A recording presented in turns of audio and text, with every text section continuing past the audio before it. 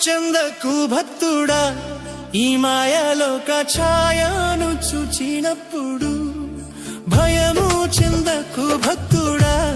ఈ మాయలోక ఛాయను చూచినప్పుడు భయము చెందకు నీకు జయము దయచేయువాడు భయము చెందకు నీకు జయము దయచేయువాడు దేవుడే యెహోవాయున్నాడు నీ సాయమునకు దేవుడే యేసన్నయున్నాడు